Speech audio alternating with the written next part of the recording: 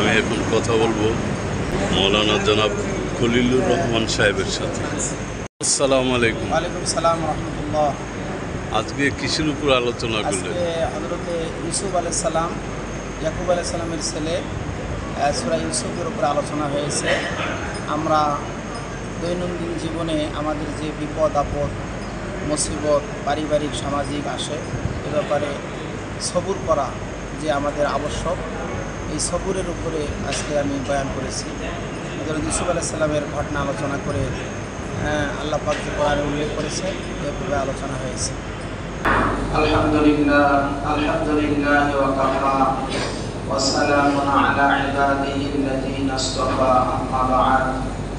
আউযু বিল্লাহি মিনাশ শাইতানির রাজীম। বিসমিল্লাহির রহমানির রহিম।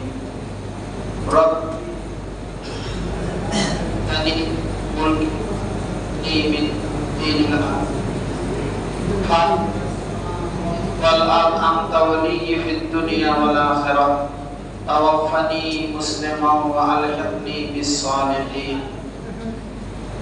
وقال الله تعالى في شأن حبيبه إن الله وملائكته يصلون على النبي يا أيها الذين آمنوا صلوا عليه وسلموا تسليما.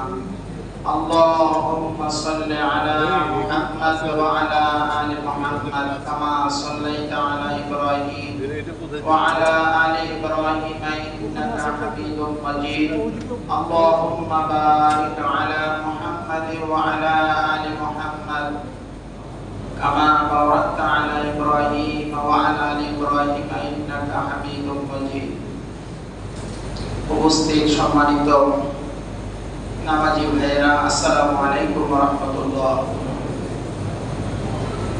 মহান আল্লাহ পাকের কাছে আমরা শুকর আদায় করছি, কৃতজ্ঞতা জানাচ্ছি যে আল্লাহ তাআলা আমাদেরকে আজকে জিলহজ মাসের দ্বিতীয় জুমার নামাজে আসার আল্লাহ তৌফিক দান করেছেন।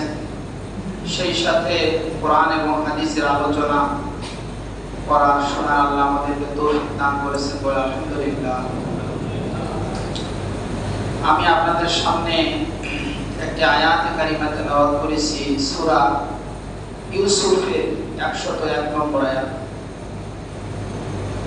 আল্লাহ তাআলা গোটা কোরআন জুড়ে একটি ঘটনা উল্লেখ করেছেন। সেই ঘটনাটা হলো হযরত ইউসুফ আলাইহিস সালাম, ইয়াকুব আলাইহিস সালাম নবীর ঘটনা। আমরা অনেকেই বই পড়ি, বই যাদের পড়া অভ্যাস আছে, বিভিন্ন গল্পের বই পড়ি, বিভিন্ন কাহিনী পড়ি। কেন? জ্ঞান অর্জনের জন্য, শিক্ষার জন্য, জ্ঞানকে সমৃদ্ধ করার জন্য, মনের প্রশান্তির জন্য আমরা অনেক বই পড়ে থাকি। আল্লাহ তাআলা আমাদের নবীর উপরে যে কোরআন নাযিল করেছেন, এই কোরআনের ভিতরে অনেকগুলো ঘটনা, অনেকগুলো উদাহরণ, এক্সাম্পল আল্লাহ পেশ করেছেন মানুষের কল্যাণের জন্য। ইহকাল এবং পরকালে মানুষ যেন সুখী, শান্তি, সমৃদ্ধি হতে পারে, মানুষ যেন জান্নাতি হতে পারে, মানুষ যেন আল্লাহর হুকুম রাসূলের আদর্শ মতো চলতে পারে। এই জন্য কোরআন শরীফে বিভিন্ন উদাহরণ, বিভিন্ন ঘটনা আল্লাহ উল্লেখ করেছেন। তার মধ্যে একটি ঘটনা হলো ইউসুফ আলাইহিস সালামের ঘটনা। এই সূরা ইউসুফ নামে সূরা একটা নাযিল করেছেন আল্লাহ। শুধু পুরা সূরাটা দিয়ে একটা ঘটনা আল্লাহ উল্লেখ করেছেন ইয়াকুব আলাইহিস সালামের ছেলে ইউসুফ আলাইহিস সালাম সম্পর্কে। কেন? এই সূরাটা নাযিলের পটভূমিকা কি ছিল, প্রেক্ষাপট কি ছিল? রাসূল পাক সাল্লাল্লাহু আলাইহি ওয়াসাল্লাম যখন মক্কায় দ্বীন প্রচার করতেছিলেন, তখন মক্কার কাফেরেরা নবীকে বিভিন্ন ভাবে বাধা দিয়েছে। কেন? তারা ছিল মূর্তি পূজক। সেই জাহেলিয়াতের যুগের লোকেরা ছিল মূর্তির পূজা করত। আল্লাহ রাসূল তাওহীদের দাওয়াত নিয়ে আসলেন, একাত্মবাদ, আল্লাহ এক, তার সঙ্গে কোনো শরীক নাই, তিনি একমাত্র স্রষ্টা, তিনি রিজিকদাতা, তিনি পালনকর্তা। এই দাওয়াত যখন তিনি দেওয়া শুরু করলেন, তারা বাধা সৃষ্টি করলো নবীকে। 13টি বছর রাসূল মেহনত করলেন, কিন্তু মানুষের হৃদয়কে তিনি পরিবর্তন আনতে পারতেছিলেন না। কোটি কয়েক সাহাবী ছাড়া রাসূল এক পর্যায়ে রাসূলকে মক্কার কাফেরেরা, ইহুদিরা প্রশ্ন করলো, মুহাম্মদ, তুমি যদি সত্যিকারের নবী হও, তাহলে তুমি 1000 বছর আগের কিছু ঘটনা আমাদেরকে শোনাও। ইয়াকুব আলাইহিস সালাম মিশরে কিভাবে গেলেন, তার ছেলে ইউসুফের ঘটনা তুমি কি বলতে পারো? যদি বলতে না পারো তাহলে তুমি নবী না, তুমি মিথ্যা নবীর দাবিদার। আর যদি তুমি বলতে পারো তাহলে তুমি সত্যিকারের নবী। সুবহানাল্লাহ। আল্লাহ রাসূল তো আল্লাহর ইশারা ছাড়া, ওহী ছাড়া তিনি কোনো কথা বলেন না। সঙ্গে সঙ্গে সূরা ইউসুফ আল্লাহ নাযিল করে দিলেন। সুবহানাল্লাহ। পুরো ঘটনা, পুরো ওয়াকিয়া সেই মক্কার কাফের মুশরিক ইহুদিদের প্রশ্নের জবাব আল্লাহ দিয়ে দিলেন। তারপরেও তারা ইসলামের দিকে ধাবিত হলো না, ইসলাম গ্রহণ করলো না। আল্লাহ রাসূল অনেকটা বিষণ্ণ হয়ে গেল, মন খারাপ হয়ে গেল যে তাদের প্রশ্নের জবাব আমি দিলাম, আল্লাহ আমাকে লৌহে মাহফুজ থেকে জানিয়ে দিলেন ইউসুফ আলাইহিস সালামের ঘটনা, কিভাবে তিনি মিশরে চলে গেলেন। এরা তারপরেও আমাকে বিশ্বাস করতেছে না। অনেকটা তিনি মনক্ষুণ্ণ হয়ে গেলেন। আল্লাহ রাব্বুল আলামিন যখন রাসূলকে মক্কা বিজয় হয়ে গেল, মদিনা শরীফে হিজরত করলেন, 10 বছর ইসলামের হুকুমত কায়েম হলো, মক্কা বিজয় করলেন, তখন যারা ইহুদি নাসারা মক্কার ছিল, নবীকে নির্যাতন করত, সাহাবীদেরকে নির্যাতন করত। নবীজি তাদেরকে বললেন, ইউসুফ নবী যেভাবে তার ভাইদেরকে ক্ষমা করে দিয়েছে, হে মক্কার লোকেরা, আমি নবী মুহাম্মদও তোমাদেরকে ক্ষমা করে দিলাম। ইসলাম কত শান্তির ধর্ম, ইসলাম কখনো কারো প্রতিশোধ নেয় না। আল্লাহ রাসূলের উদারতা, ক্ষমা সুন্দর দৃষ্টিতে তার দেখা, ক্ষমা যে একটি মহৎ গুণ, নবীজি বাস্তবে প্রমাণ করে গেছে। আমাদেরও বৈষয়িক জীবনে, আমাদের এই দৈনন্দিন জীবনে এভাবে আমাদের অনেক মুসিবত আসে। মানুষ মানুষকে কষ্ট দেয়, এটা আপনি বিশ্বাস করতেছেন। যারা সংসার করতেছেন তারাও দেখতেছেন, আপন ভাই ভাইকে কষ্ট দেয়। আমাদের প্রাত্যহিক জীবনের এগুলো ঘটনা। আপনি সময় পেলে সূরা ইউসুফটা তেলাওয়াত করবেন। কোরআন শরীফ যত পড়বেন, তেলাওয়াত করবেন, অর্থ বুঝবেন, তত আপনার মনের মধ্যে প্রশান্তি পয়দা হবে। সুবহানাল্লাহ। আসলে বাস্তবে আমাদের জীবনে যা কোরআনে তা আছে, সব মিলে যাবে, একটু এদিক হবে না। কিন্তু আমরা কোরআনের পিছনে সময় দিই না, অর্থ বোঝার চেষ্টা করি না, যার কারণে আমরা অনেক সময় রাগ হই, ক্রোধ হই, নিরাশ হয়ে যাই, আমরা মন ভেঙে যায়। অনেক সময় নামাজও অনেকে বাদ দিয়ে দেয়, নামাজ পড়ে কি হবে এভাবে বলে। আমি এতদিন নামাজ পড়লাম, কিন্তু সব জায়গায় খালি আমার উপরে নির্যাতন নির্যাতন, আল্লাহ দেখে না আমার, এভাবেও অনেকে আফসোস করে। কিন্তু না, আপনার আমার জীবনে যত মুসিবত আসছে, পেরেশানি আসছে, কষ্ট আসছে, কয়েক কোটি কোটি গুণ নবীদের উপরে কষ্ট পেরেশানি আসছে। এই জন্য নবীদের কাহিনী পড়তে হবে, আমাদের জানতে হবে, তাহলে মনের মধ্যে প্রশান্তি পয়দা হবে। হযরত ইউসুফ আলাইহিস সালাম তিনি একজন নবী ছিলেন। তার বাবা ইয়াকুব আলাইহিস সালাম নবী ছিলেন। নবীদের উপরে যে পরীক্ষাগুলো আসে এটা সাধারণ মানুষের চেয়ে অনেক বড় করে পরীক্ষা। তাফসীরে কুরতুবীতে আসছে ইয়াকুব আলাইহিস সালাম ছেলের শোকে 40 বছর ছেলেকে না পেয়ে, ইউসুফ আলাইহিস সালামকে না পেয়ে ইয়াকুব আলাইহিস সালাম কাঁদতে কাঁদতে কাঁদতে কাঁদতে অন্ধ হয়ে গিয়েছিলেন। কেন, কি কারণে তিনি এত বড় পেরেশানির মধ্যে পড়লেন? আল্লাহ ওনাকে ফেলাইলেন। তাফসীরের মধ্যে আসছে তিনি একদিন তাহাজ্জুদের নামাজ পড়তেছিলেন। তখন তার ইউসুফের বয়স ছিল 15 বছর। তো বিছানার মধ্যে ঘুমাচ্ছে, নাক ডাকিয়ে ঘুমাচ্ছে। আবার অনেক সময় নাক ডাকি না, বাচ্চারা অনেক সময় নাক ডাকে। কেন ডাকে? মেডিকেল সায়েন্স বলতেছে যে মানুষের নাকের যদি গোশত বেড়ে যায় তাহলে ওখানে বাতাসটা ধাক্কা খায়, তখনই মানুষের শব্দ হয়। এই জন্য এটা ছোট অপারেশন করলে মানুষের নাক ডাকবে না। যাই হোক, এটা অন্য সাইড। তো ইউসুফ আলাইহিস সালাম ইয়াকুব আলাইহিস সালামের ছেলে নাকটাকে ঘুমাচ্ছিলেন। তো ইউসুফ আলাইহিস সালাম চেহারা ছিল খুব সুন্দর, তার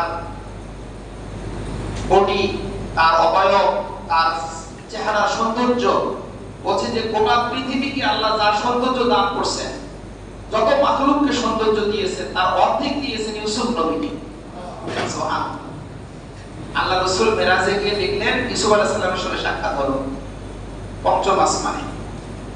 তো রাসূল বলতেছে যে ইউসুফ নবীর চেহারা এত সুন্দর, গোটা পৃথিবীর যত মাখলুক আছে তাকে যে আল্লাহ সুন্দর সৌন্দর্যতা দান করেছে আর 50% দান করেছে ইউসুফ নবী। ইয়াকুব আলাইহিস সালাম নবী আর ছেলে ইউসুফ ছোট্ট 15 বছরের ছেলে, তার চেহারা, তার গঠন, তার কথাবার্তা অন্যান্য ছেলেদের চাইতে অনেক গুণে ভালো। সাধারণত আর কোনো বাবার যদি 10টা 12টা সন্তান থাকে, 4-5টা থাকে, যে ছেলেটার ব্যবহার ভালো অতটাই কিন্তু মা বাবা তাকে বেশি ভালোবাসে। মুখে প্রকাশ না করলেও ওই সন্তানকে অন্তর থেকে দোয়া করে। যাই হোক, হযরত ইয়াকুব আলাইহিস সালাম যে তাহাজ্জুদের নামাজ পড়তেছিলেন, নামাজরত অবস্থায় ছেলের নাকটাকে ঘুমাচ্ছে। তো উনি একটু সেজদার দিকে না তাকিয়ে ছেলের দিকে তাকাইছেন। আল্লাহ তাআলা ফেরেশতাদেরকে বলছে, ফেরেশতারা দেখছো, আমি আল্লাহর সঙ্গে তার কথা হচ্ছে গভীর রাতে, সে আমার সঙ্গে কথা বলা বাদ দিয়ে ছেলের দিকে নজর করেছে, অতএব তার দৃষ্টি আমি আল্লাহ উঠাইয়া দেব। কিভাবে? এই ইউসুফকে আমি তার থেকে দূরে রাখবো কিছুদিন, 40 বছর। এই 40 বছরে সে কাঁদতে কাঁদতে কাঁদতে ওই চোখ বন্ধ করে দেবো আমি।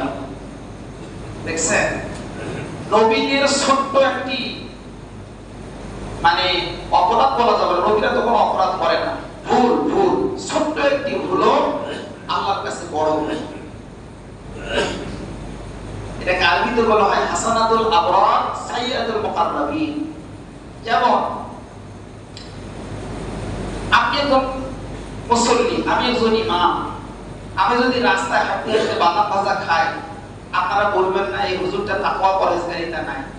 ইমাম মানুষকে আপনি বাদাম খাইতে খাইতে যাচ্ছে, আমার শানের খেলা, কিন্তু আপনি খাইতে পারবেন বা আরেকজন খাইতে পারবেন, একটা রিকশাওয়ালা খাইতে পারবেন, কিন্তু আমার জন্য শানের খেলা। ঠিক নবীরা নামাজের হালতে যে ছেলের দিকে তাকাইলো, ইয়াকুব আলাইহিস সালাম আল্লাহর দৃষ্টিতে এটা খুব অপছন্দ। আল্লাহ বলেন, এবার আমি তার উপর পরীক্ষা চালাবো। আল্লাহ এমন পরীক্ষা করলে ইয়াকুব আলাইহিস সালামকে 40 বছর ছেলের বিরহ ব্যথায় কাঁদতে কাঁদতে ইয়াকুব আলাইহিস সালাম অন্ধ হয়ে গেলেন। এই জন্য আমরাও যখন নামাজে দাঁড়াবো, নামাজে দাঁড়িয়ে এদিক ওদিক তাকাবো না, সেজদার দিকে তাকাবো, রুকুতে যে পায়ের দিকে তাকাবো, সেজদায় যে নাকের দিকে তাকাবো, সালাম ফিরার সময় কাঁধের দিকে তাকাবো, দুই কাঁধের দিকে। অনেকে আমরা নামাজও করতেছি আবার এইভাবে চোখটা রাখছি, আমি দেখি তো, লক্ষ্য করি, এটা ঠিক না। আপনার রাসূল বলেছেন, যে ব্যক্তি নামাজে দাঁড়িয়ে তার দৃষ্টি অন্যদিকে নিয়ে যায়, ওই নামাজটা শয়তান ইবলিস ছোঁ মেরে সে আকাশে নিয়ে চলে যায়। নাউজুবিল্লাহ। অর্থাৎ তার নামাজের মধ্যে সে সওয়াব পাবে না। এই জন্য নামাজের সময় দৃষ্টি যেন আল্লাহর দিকে থাকে। কাআন্নাকা তারা ফাইন লাম তাকুন তারা ফাইন্নাহু ইয়ারা। বুখারী শরীফে আসছে তুমি এমন ভাবে নামাজে দাঁড়াবে আল্লাহকে দেখতেছো। যদি তোমার দেখার চক্ষু না থাকে মনে মনে ভাবো আল্লাহ তোমাকে দেখতেছে। অর্থাৎ একাগ্র চিত্তে মনকে আল্লাহর দিকে নিবিষ্ট করে নামাজ আদায় করতে হবে। হযরতে ইউসুফ আলাইহিস সালাতু ওয়াস সালাম আর ভাইয়েরা বাবার কাছ থেকে নিয়ে চলে গেল, কুয়ার মধ্যে ফেলে দিল। হযরত ইউসুফ আলাইহিস সালাম কুয়ার মধ্যে থাকলেন। এক বাণিজ্যিক কাফেলা যাচ্ছিল, সে একটা বালতি ফেলে দিল। ইউসুফ আলাইহিস সালাম বালতি চিপে ধরলেন। পুরাতন কুয়া, সাপ বিচ্ছু পোকামাকড় সেখানে। আল্লাহ রাব্বুল আলামিন তার বন্ধুকে, তার নবীকে, ইউসুফকে রক্ষা করবেন। সেখানে এমন ভাবে আল্লাহ তাকে হেফাজত করলেন, বিপদ আপদ তাকে সেখানে আক্রমণ করলো না। নিরাপদে বালতি ধরে সে উপরে উঠে চলে আসলো। সুবহানাল্লাহ। ওই বাণিজ্য কাফেলা বিক্রি করে দিল মিশরের বাজারে। কিনলো কে? মিশরের বাদশা। মিশরের বাদশা তার চেহারা, তার ব্যবহার দেখে এত মুগ্ধ, স্ত্রীকে বলল রাখো তোমার কাছে। এই সন্তান, এই আমাদের সন্তান নেই, এই হবে আমাদের সন্তান। এক পর্যায়ে তার ব্যবহার, তার চেহারা সুন্দর, তার স্ত্রী অন্যায় প্রস্তাব দিল। এইভাবে হযরত ইউসুফ আলাইহিস সালাতু ওয়াস সালাম তাফসীরে কিতাবে আসছে যে উনি একদিন মিশরের বাদশা আজিজের ঘরে দেখলেন একটা মূর্তি কাপড় দিয়ে ঢাকা। তার স্ত্রী জুলাইখাকে বলতেছে, জুলাইখা এই মূর্তি, এটাকে কেন আপনি কাপড় দিয়ে ঢাকছেন? বলছি এই জন্য ঢাকছি যে আমরা যদি স্বামী স্ত্রী ঘরের মধ্যে থাকি, কোন আমাদের স্বামী স্ত্রীর মধ্যে যদি মিলন মহব্বত আসে, এই আমাদের প্রভু যেন আমাদেরকে না দেখে লজ্জায় আমি ঢেকে রাখছি। ইউসুফ আলাইহিস সালাম জবাব দিলেন, জুলাইখা আমার আল্লাহ সৃষ্টিকর্তা যিনি, তাকে ঢেকে রাখা যায় না, তার চক্ষু বন্ধ করে রাখা যায় না। আমরা যেখানেই থাকি আমার রব, আমার আল্লাহ সেখানে আমাদেরকে দেখতে পান। সুবহানাল্লাহ। কি সুন্দর জবাব দিলেন। ভাইরা আমার, আমাদের জীবনে আমরা যত কিছু করি না কেন, কোথায় যাই, গোপনে যেখানে যাই, রাতের অন্ধকারে, গহীন জঙ্গলের ভিতরে, পানির ভিতরে, দরজা বন্ধ করে যদি সেখানেও যদি আমরা কিছু করি, আমাদের আল্লাহ আমাদেরকে দেখেন। শুধু দেখেন না, আমাদের সব কিছু তিনি লিপিবদ্ধ করতেছেন। হযরত ইউসুফ আলাইহিস সালাতু ওয়াস সালাম এই কথা বললেন, জুলাইখা আশ্চর্য হয়ে গেল। জুলাইখা বললেন, ইউসুফ তোমার মাথার চুলগুলো এত কালো সুন্দর, এত কুচকুচে কালো, দেখতে তোমার খুব ভালো।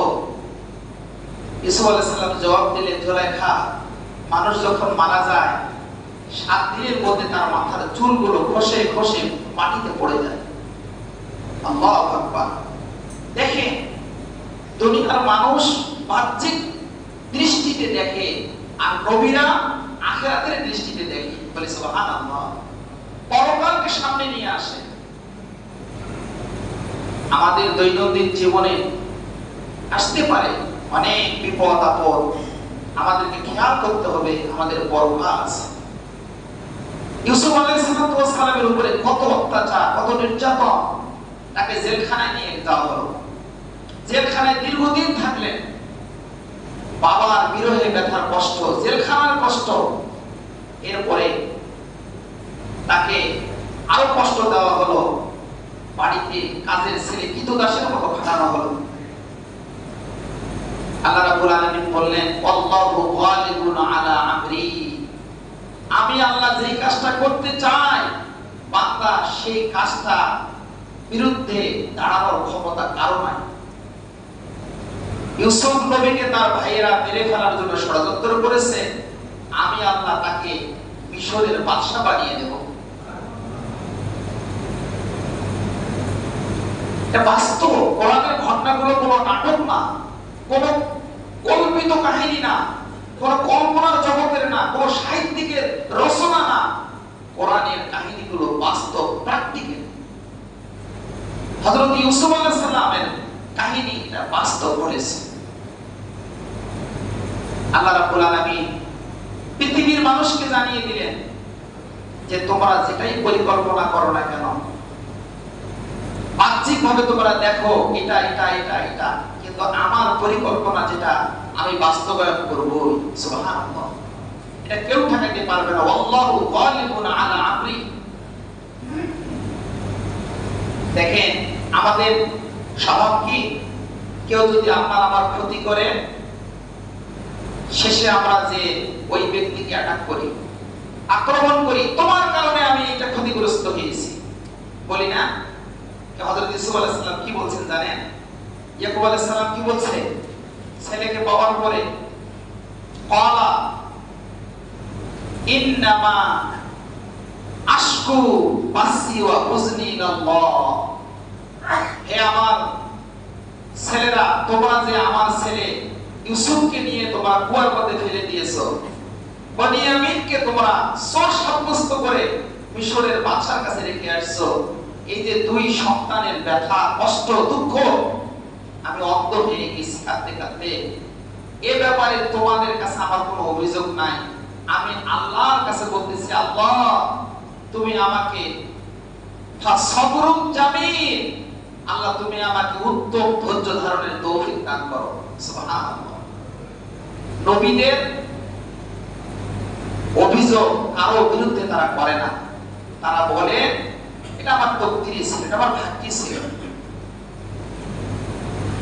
আমরা কি করি? ডাইরেক্ট আমরা বলে দেই, একজন কারে দোষ দিয়ে দেই।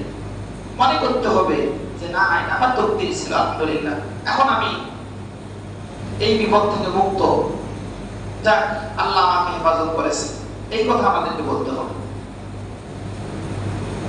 নবীরা সব সময় কোন বিপদ আসলে তারা এই কথাই বলেছে, আল্লাহ তুমি আমাকে উত্তম ধৈর্য ধারণের তৌফিক দান করো, তোমার পক্ষ থেকে যেটা পরীক্ষা আসতেছে আমি যেন সবর করতে পারি। এই সবরের গুণটি আমাদেরকে অর্জন করতে হবে। আমাদের অনেকেরই সবর নাই, আমরা একসঙ্গে আমরা মানুষকে গালিগালাজ করি, বকা দেই, খবরদার সবর করবেন, দেখবেন সবরের বিনিময়ে আল্লাহ উত্তম সাজা দান করবেন। সুবহানাল্লাহ। হযরত ইউসুফ আলাইহিস সালামকে আল্লাহ মিশরের বাদশা বানিয়ে দিয়েছেন, রাজত্ব দিয়েছেন, রাজ্য ক্ষমতা দিয়েছেন তাকে। যেই ইউসুফ ছিল কৃতদাস, যে ইউসুফ ছিল কুয়ার মধ্যে নিক্ষিপ্ত ব্যক্তি, যে ইউসুফ ছিল অবহেলিত, লাঞ্ছিত, আজকে সেই ইউসুফকে আল্লাহ তাআলা মিশরের বাদশা বানিয়ে দিয়েছেন।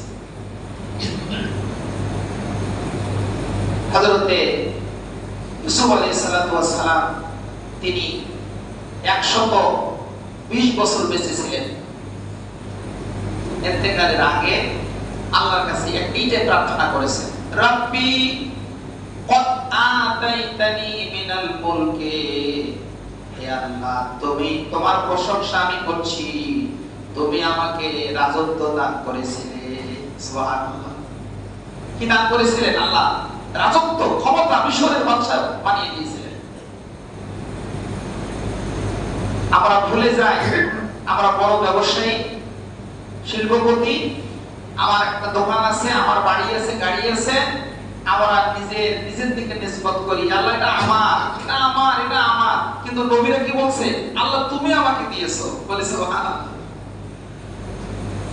দেখা আল্লাহর প্রশংসা, আল্লাহ দিয়েছেন মানে কি? আল্লাহর প্রশংসা আপনি করলেন। হযরত ইউসুফ আলাইহিস সালাম আল্লাহর প্রশংসা করলেন, রাব্বি কদ আতাইতানি মিনাল মুলক, তুমি আমাকে রাজত্ব দিয়েছো আল্লাহ। আর কি? ওয়া আল্লামতানি মিন তাওবিলিল আহাদিস। সেই সময় মানুষ স্বপ্ন দেখত, স্বপ্নের ব্যাখ্যা ইউসুফ আলাইহিস সালাম দিতে পারতেন। সুবহানাল্লাহ। স্বপ্ন নিয়ে অনেক কথা আছে। স্বপ্ন তিন প্রকার। আমরা দৈনন্দিন যা কিছু দেখি, কথাবার্তা বলি, কাজকর্ম করি, এগুলো রাতে ঘুমাইলে যখন আমাদের কল্পনার জগতে আমরা স্মরণ করতে করতে ঘুমাই, স্বপ্নে ওটা দেখি। এই স্বপ্ন কোনো এর গুরুত্ব নাই। আরেকটা স্বপ্ন আছে শয়তানের পক্ষ থেকে আসে, খারাপ স্বপ্ন। আরেকটা আসে আল্লাহর তরফ থেকে, বলে সুবহানাল্লাহ। এই স্বপ্নটা খুব বলল, এটাকে আরবিতে মুবাশশারাত বলা হয়, রুইয়া সাদিকা। হযরত ইউসুফ আলাইহিস সালাম আল্লাহর প্রশংসা করে, আল্লাহ তুমি আমাকে স্বপ্নের ব্যাখ্যা দেওয়ার মতো জ্ঞান দিয়েছো। আর কি দিয়েছো? আর কি বলেছেন তিনি? ফাতিরাস সামাওয়াতি ওয়াল আরদ। হে আল্লাহ, তুমি আসমান এবং জমিনের স্রষ্টা। আনতা ওয়ালিয়্যি ফিদ দুনিয়া ওয়াল আখিরাহ। হে আল্লাহ, তুমি আমার দুনিয়া এবং আখিরাতের অভিভাবক। তুমি আমার ওলি। ওলি মানে কি? অভিভাবক। তুমি আমার সবকিছু। আর কি বলেছেন? ওয়া তাওয়াফানি মুসলিমান ওয়া আলহিকনি বিস সালিহিন। আল্লাহ, আমি যখন মারা যাব, আমি যেন মুসলমান হয়ে মারা যাই, আর নেককারের সঙ্গে যেন হাসরের ময়দানে আমি উঠি। বলি সুবহানাল্লাহ। আপনি জীবনে অনেক কিছু করলেন, মওতের সময় মুসলমান হয়ে মারা গেলেন না, এটা দুর্ভাগ্য। এই জন্য আল্লাহর কাছে কাঁদতে হবে, বলতে হবে, আল্লাহ মওতের সময় যেন আমি ঈমান নিয়ে মারা যাই, মুসলমান হয়ে মারা যাই, আর আমি যেন হাসরের ময়দানে নেককার লোকের সঙ্গে যেন আমি জান্নাতে উঠতে পারি। সুবহানাল্লাহ। এটা আমাদের কথা না, এটা আল্লাহর কোরআনের কথা। নবীদেরকে আল্লাহ শিক্ষা দিয়েছেন এভাবে দোয়া করতে। আল্লাহ আমাদেরকে সেভাবে দোয়া করার এবং আমাদের দৈনন্দিন জীবনের যে মুসিবত, দুঃখ, কষ্ট, ব্যথা, এগুলোর উপরে ইউসুফ নবীর মতো সবর করার আল্লাহ যেন ধৈর্য ধারণের তৌফিক দান করে। আল্লাহুম্মা আমিন, আল্লাহুম্মা আমিন। রব্বানা তাকাব্বাল মিন্না ইন্নাকা আনতাস সামিউল আলিম ওয়া তুব আলাইনা ইন্নাকা আনতাত তাওয়াবুর রহিম। আয় আল্লাহ, আমাদেরকে তুমি মুসিবতের সময় ধৈর্য ধারণের তৌফিক দিয়ে দাও। আয় আল্লাহ, তোমার ইবাদত করে করে যেন আমরা আল্লাহ সাচ্চা মুসলমান হয়ে কবরে যেতে পারি। আল্লাহ, জীবনের যত গুনাহ আছে সব গুনাহ আমাদের maaf করে দাও। সুবহান রাব্বিকা রাব্বিল ইজ্জাতি আম্মা ইয়াসিফুন ওয়া সালামুন আলাল মুরসালিন ওয়ালহামদুলিল্লাহি রাব্বিল আলামিন।